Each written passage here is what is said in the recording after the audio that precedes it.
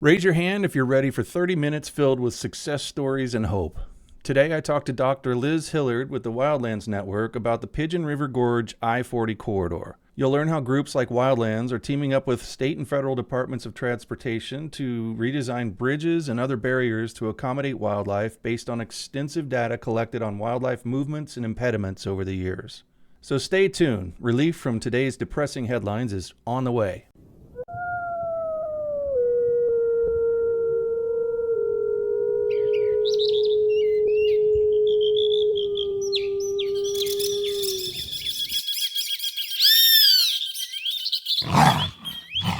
You're listening to the Rewilding Earth podcast.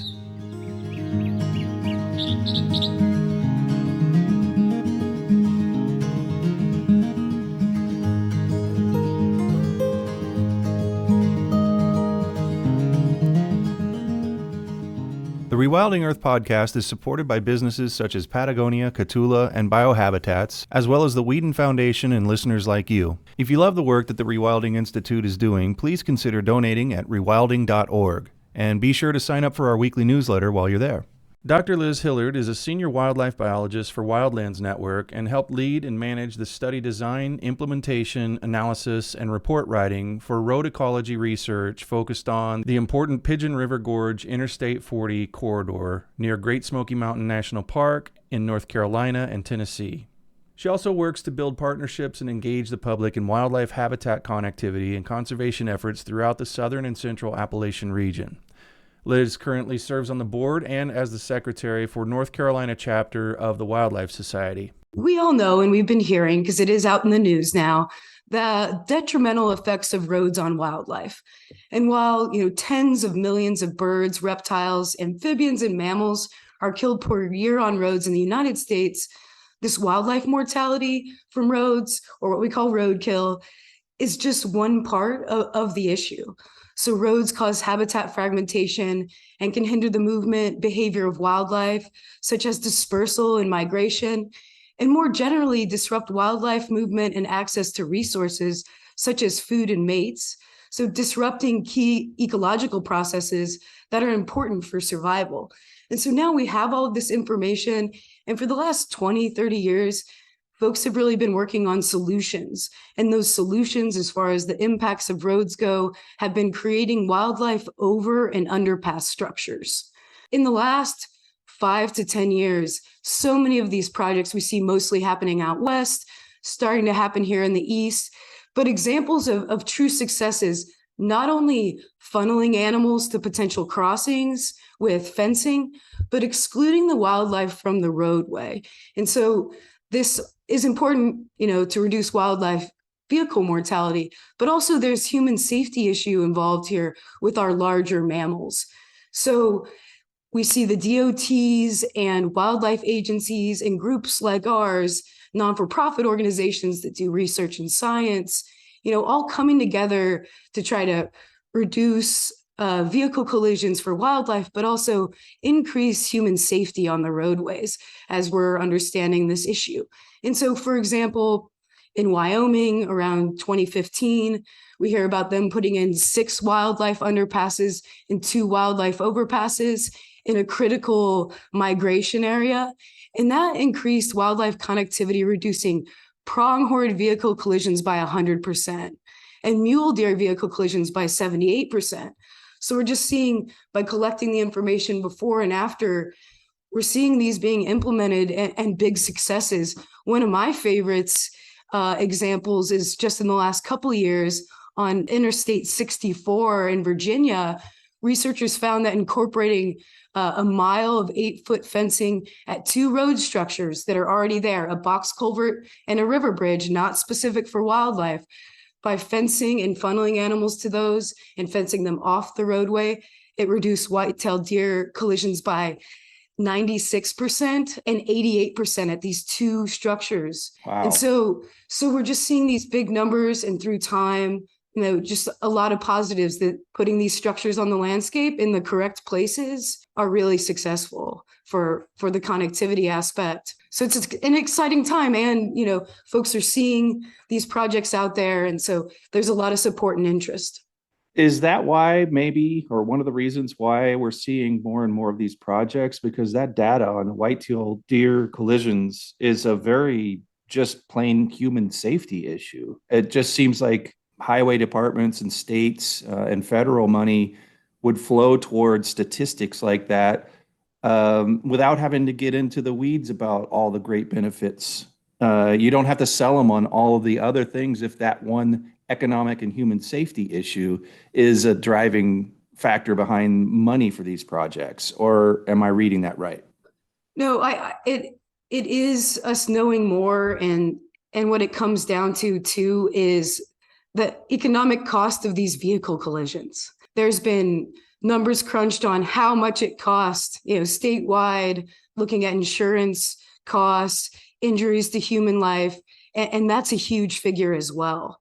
So I think it's an intersection of, yeah, a lot of times the policy or the funding that goes into these is maybe less focused on the connectivity, ecological aspect, but really on the human safety portion and economic cost.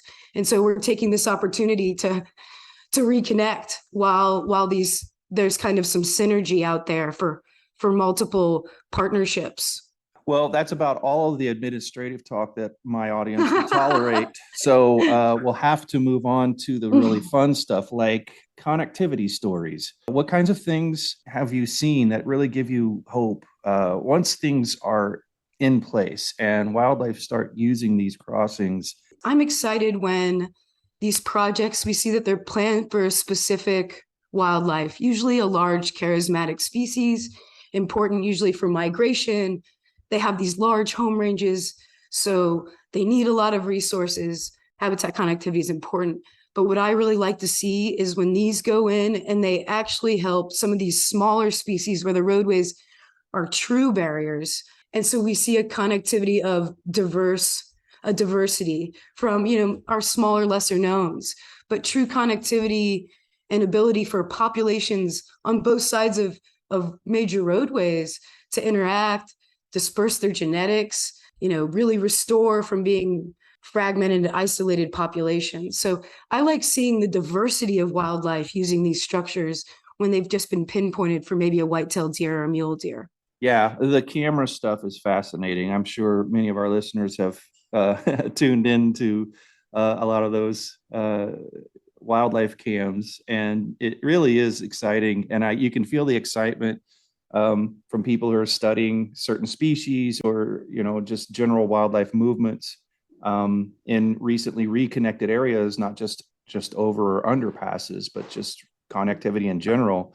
And the delight in their voices it's palpable. It's like, wow, look at that. Nobody would have expected. I think it was a wildlife crossing where we discovered the coyote and the badger working together. Are you familiar with that? Yes, I'm sure yes, you are. yes. The safe passages, folks. Yes, what a gem. And we've had some of those too. I didn't want to jump the gun with the Pigeon River Gorge project, but I think my favorite crossing we saw there was an elevated metal culvert, right? We're in a steep, gorgy, mountainous terrain. And a lot of times the flow water under the interstate, it's a large metal pipe. And, sometimes these are bedded on the ground where animals could get in them. But this part of the culvert that we're focused on with a camera, we have both the entrance and exit. We see a female bobcat jump into the culvert, and you see her flag her tail and she is flagging her tail for her young kitten to come up. And her young kitten scrambles up there, and they pass safely under the interstate using a metal culvert to move water. It's exciting. And I mean, to add anecdotally, a project that I got to work on this summer, and we're just in the process of trying to finish up the project. We have a couple more months of monitoring. I have been so excited because we got an opportunity in Gorge State Park here in North Carolina. They put a couple small culverts under a road that they were building for a visitor center. And they were built for timber rattlesnakes in the area, important research in the area. Connectivity is important for basking sites, to natal dens, and this is just a hot spot for those animals. And they just, about 15 years ago, put in 3 I would say 2 by 2 foot concrete culverts under a not very used roadway. And I got the opportunity to monitor those this summer and warn my summer technician that I thought this could be really boring as we're just doing time-lapse photos and motion imagery. But we detected almost 20 different species of wildlife using these, from bobcats and red fox and gray fox to wood rats and bats and snakes, a diversity of snakes. So in general, and those have been out there for a while, it's just seemed really successful creating these paths of least resistance that provide some cover for wildlife to cross these roadways, no matter how big or small. You're listening to the Rewilding Earth podcast. From humble beginnings to global conservation phenomenon, the rewilding movement continues to grow and thrive amid the greatest ecological challenges our planet has faced in 65 million years. Here's how you can join us and help return balance to nature. First, go to rewilding.org and subscribe to the weekly digest to keep up on the latest rewilding news, interviews, and art. Second, consider donating to support the Rewilding Institute's mission to rewild North America and beyond. And for extra credit, please like, subscribe, and share this podcast to help spread the word. Thanks so much for your support. So the Pigeon River Gorge project, let's talk about that. Give us an overview of what that is. I mean, this isn't just a wildlife crossing, it's a bunch of things. I mean, and culverts that even bats use. That's crazy. I had never heard that before. Yeah, I think they might have been feeding in there on all of the insects in there. But so I think that's some of the bat use of that structure. But an important thing to mention when we talk about wildlife over and underpasses being placed on the landscape is road ecology research. So understanding wildlife along the roadway, their patterns and processes, that's road ecology research, and it is necessary to identify, the placement of these wildlife structures along a given stretch of highway. And so that's really the introduction to the Pigeon River Gorge project. Multiple agencies and non-for-profits came together and started talking in 2017 and 2018 about how this section of Interstate 40 that kind of runs along Great Smoky Mountain National Park. And then we have important national forest lands to the northeast. We're having a lot of bear mortality in the area. And our group, Wildlands Network, with the National Parks Conservation Association, the National Park Service, and the North Carolina Wildlife Resource Commission, all got together and started discussing, got funding, and decided we want to really focus some research to identify where these wildlife activity hotspots and mortality spots are along this roadway, so we could identify how to mitigate the effects of this road and put in solutions for increasing connectivity and also, again, that human safety issue. And for this project, we focused on black bear, white-tailed deer, and elk specifically. So is there any way to describe the scope, either with the project you're working on now or with other things that you've studied, other areas, just how much wildlife we're talking about? This area of concern is of concern for a reason. And I imagine one of the main triggers was just all the mortality on the roadways. Just these things become apparent from DOT statistics in some ways, right? And yes, but like when you're talking about a complex of solutions, that will show up for all of this, what kind of size and scope are we talking about in terms of just wildlife numbers that are going to be protected and saved? I think overall it's just hard to come up with a number here, because that same point, wildlife are being killed on the roadway, but how is it really influencing the populations that have been fragmented or isolated on a whole? So specific numbers, I don't have those, but I can say, we have this whole 28-mile span of roadway that we want to focus on, and we've got Great Smoky Mountains National Park, on one side, and one of the most ecologically diverse places in North America, in the world. And we have just as important large federal protected lands on the other side of this road. So the long-term effects, I think, are just greater than the numbers. But in the time, and this is why I don't have great numbers for you either, it's hard to get at how many animals are actually being killed along the roadway. One, they move, they don't stay there. And then the only information we tend to get as researchers are collision records from state troopers, from law enforcement, sometimes maintenance records from the DOT if they're moving carcasses. In our project, we did driving surveys just once a week. And so we're probably missing a lot of things, but in the 3 years that we did driving surveys, it was almost 100 bears killed in that time period. Wow. So it's hard to tell, and things fluctuate. We have high bear mortality years. They're very tied to the acorn mast here. So if we, and that's of course on a cycle, right, when those are produced. And so we do know, and we see more mortality in the gorge when we have low acorn years, because and this just signifies them moving to find resources, because they're scarce here. When they're moving to find resources, they're going to interact with more roads, and we're going to see more bear mortality. To get really precise, in podcast world, the words ginormous and holy cow are also acceptable numbers and statistics. Oh, I And appreciate that. That's what I was getting at. I really start to get the sense that there's a lot more movement than people might think. And for all these reasons, the acorn thing is really interesting. It's just one example. Yeah, they have to move around. When there's a fire, I imagine, on one side or the other of a major thoroughfare, there's also another reason that you're going to see a lot of movement.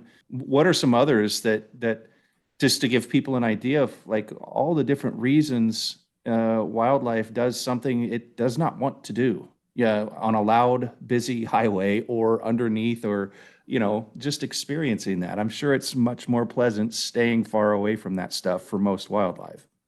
I would imagine, I often put myself in that situation of thinking, animal behavior for wildlife biologists, animal behavior is so difficult to dissect and understand. It also tends to be very individualized from even animals within a species. But I've done a lot of wildlife work, and I worked along this roadside. We have wildlife cameras up, doing the surveys along the road, and the amount of noise generated from the roadway just got my nervous system going. The whole time I couldn't figure out why I was so nervous out there trying to concentrate to do things. And I just really imagine, like, these wildlife, I've got to think this is just one long giant monster with the amount of noise it generates. And what's difficult too out there is, the roadway runs between Knoxville and Asheville, that piece of roadway, and the increased traffic and semi-traffic.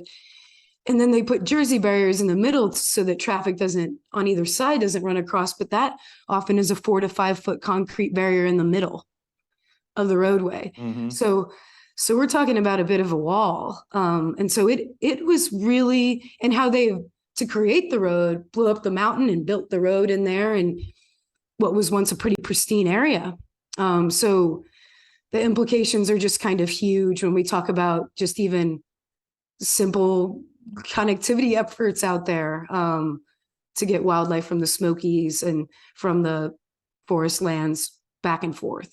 I think a lot of people are familiar with video footage of bison and grizzlies and cubs sort of relatively lackadaisically crossing roads in national parks, and maybe have an idea that it's just that simple, that they can adapt and that it's not as stressful as it might seem. But most people also haven't sat next to a highway for as long as you have, with no motor running and not being inside a car, but fully exposed to all that stuff, that noise, that chaos. And so I'm glad you brought that up and described it, because most people are just passing through and they don't understand that there's a big difference for the wildlife. They really are solving a problem. Otherwise, they would not be there. Exactly. Like, they need to get to that other side. And your question of why are, the bear example with the acorns is great, but then sometimes I don't have an example. In our research, we put GPS collars on 13 elk in the Smokies, and in the area, kind of the epicenter of elk activity in Great Smoky Mountain National Park is in the Cataloochee Valley, which is straight line distance, only about 6 kilometers to the interstate.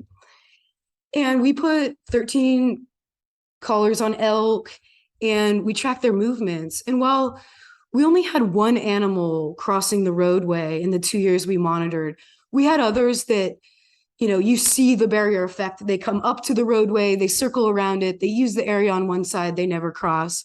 This one female, we actually monitored her for 3 years. She crossed the interstate 107 times.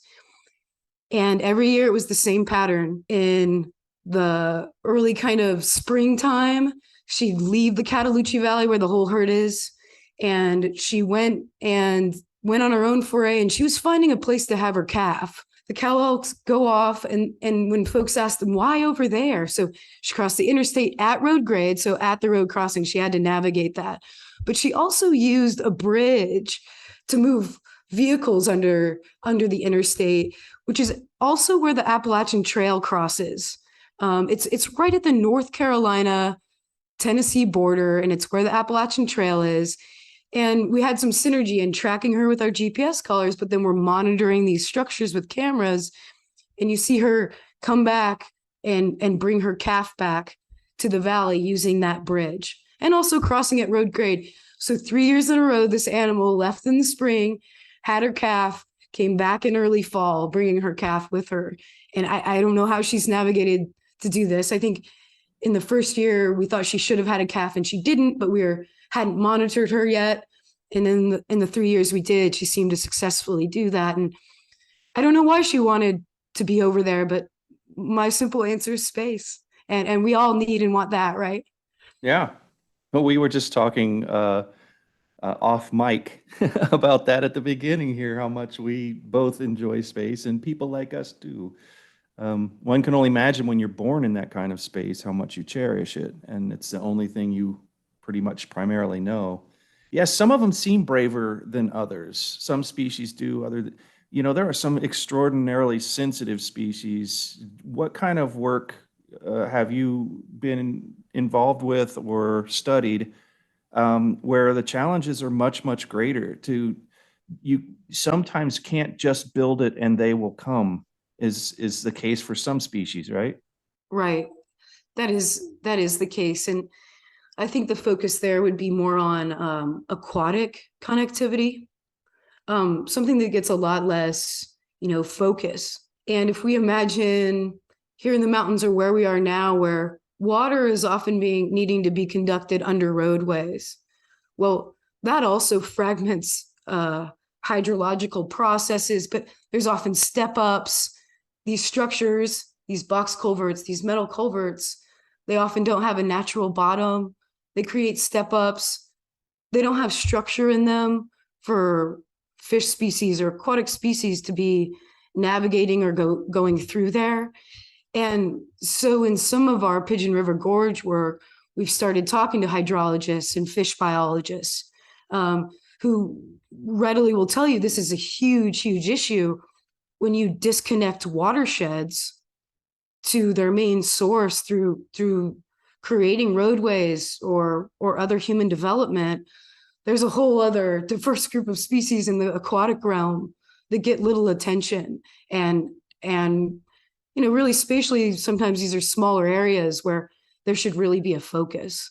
And so I think that's a focus of road ecology and connectivity that's, trying to get the word out there. There's great projects being done, but I think to your audience and folks out there, aquatic connectivity is kind of huge.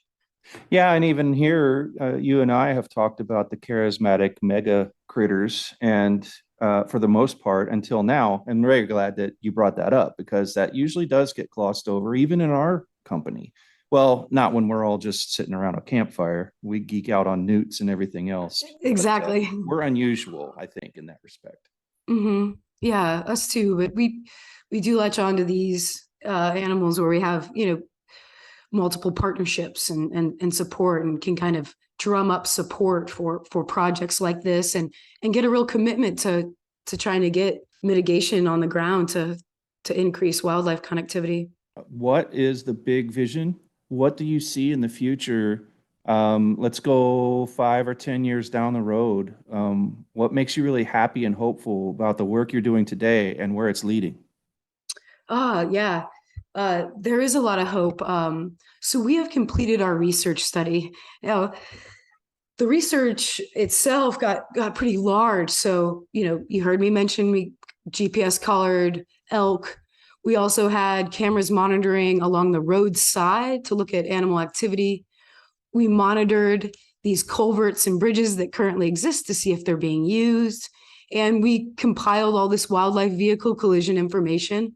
And we really divided the road into segments and, essentially ranked them to understand, where these high activity areas are, where animal activity is high, all to come up with, we have 20 recommendations within the gorge based on our research findings. And what that really looks like is we want a linkage system from one side to the other of the interstate, multiple opportunities for wildlife to cross under the roadway. And so what that looks like is we want to retrofit some existing structures. So culverts that are too small or where we see a lot of vehicle collisions, but there's an opportunity. We want to retrofit those. Maybe they need to be larger, less noisy, fencing to those. We also want a few dedicated wildlife overpasses in the region. That's kind of the big vision. Where we're seeing success and, important relationships is with our Department of Transportation partners. So early on in this research project, they reached out and told us 5 of the bridges you're monitoring in the Pigeon River Gorge on the North Carolina side are slated to be replaced. So they're going to be putting in all new structures. And at Wildlands Network, we saw this as an opportunity and came up with how, with the replacement of these structures that are already going to be there, we imagine they'll be there for another 60, 80 years. How could they incorporate wildlife passage into these structures? And so I'm really happy to say that first bridge that was slated for replacement, that we provided recommendations, a larger span so wildlife can have their own almost like greenway area to move through, and noise reduction, some fencing to guide to the structures and exclude from the roadway. Those have all been put in place in this first bridge replacement, which is the Harmon Den Bridge. And so that's just a huge win on our end. Shout out to our North Carolina Department of Transportation partners who really took our recommendations through a little relationship building and really thought we can do this and apply this. We want to see these benefits as well, not only for the safety issue, but we're all bought in and proud of the wildlife in our region. So it's been the community coming together on that level. So that would be the big win now. The research report itself, it just came out in July, and it really pinpoints with a lot of detail the areas and how. And we're proud of that. And that's where we're drumming up legislative support and funding. And, so there's this next phase of trying to get these implemented. We have such great research, due to having great partnerships and support. And now we're moving forward in the phase of let's get some of these implemented. It feels like there's a groundswell, and there has been for a while, and it's been building, and it sounds like maybe you're kind of able to capitalize on that, having a receptive DOT. And, when in other areas, we are dealing with wildlife agencies that are not at all receptive to working with us or hearing from us or anything. It's just refreshing to hear any department of anything be receptive and want to team up on these things. Do you feel like there's a groundswell of support nationally for this?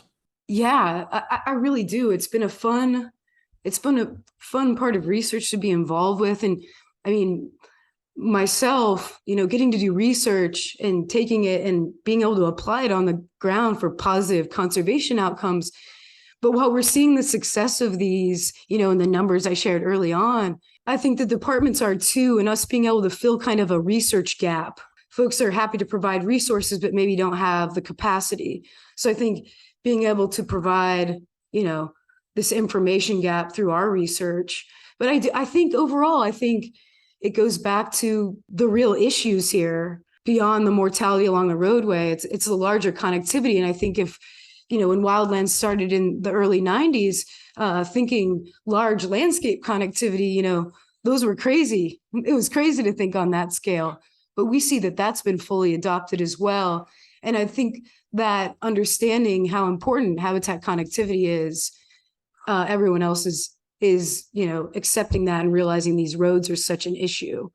And that human safety issue, again, it kind of is this synergistic effect. And beyond just it seeming that way, there's $350 million slated in the transportation bill for specific wildlife structures. So there's opportunities now in funding on this federal level.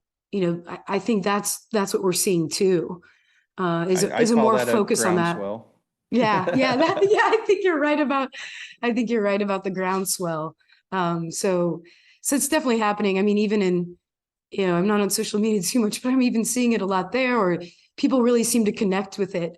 I think the crossings themselves can be quite visionary, or they really inspire folks to think about a connected landscape, to see a bridge specific for wildlife. And I think that has a lot of hope in it. So I think that's what the appeal, that beyond that they seem to be really effective.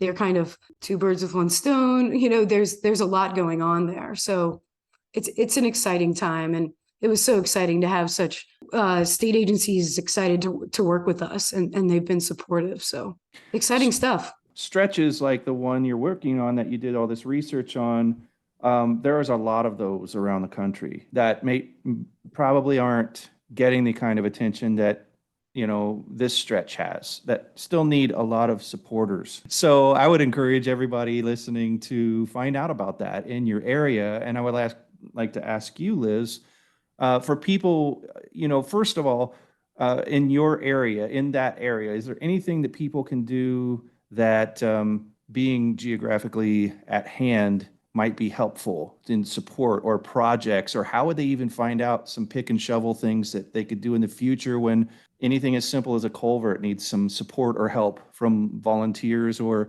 anything digital or anything political that people can do to help and support this work? Yeah, I think first and foremost for the project I've talked about is, so we have a website, smokysafepassage.org, and here you can get the latest. So where we're going to need a lot of folks' help is sending letters, contacting their legislative branches and offices to support work like this. But also, in the future, I imagine there are going to be apps and services that help others identify or mark where they're seeing roadkill. It's hard for me in this space to, I'd love for everyone to get out, and especially with the turtles and the amphibians and reptiles crossing the roadway, to drive slowly and move things. But that's also a danger to humans. But I think legislative support, sharing, that beyond the roadkill, the effects of these roads on wildlife, and those would be the general things. I think we do have a donation and support button for the Smoky Safe Passage Pigeon River Gorge project on this website, with some other, anecdotes on how you can help. But I think just having people recognize the issue, paying attention, and if you're seeing areas of high concentration of wildlife in your backyard, on your roads, get a hold of someone regionally or locally, or the wildlife agency. We know these places exist. And it's important to know too where the gaps in connectivity might be, or protected areas in your region too, just map wise, and understanding, if you're in a large public area and where we know there's a lot of wildlife diversity because of the habitat resources, and major roads are impacting those wildlife. I think, just trying to raise the red flag on the levels that you're comfortable with. I think just knowing the real issue.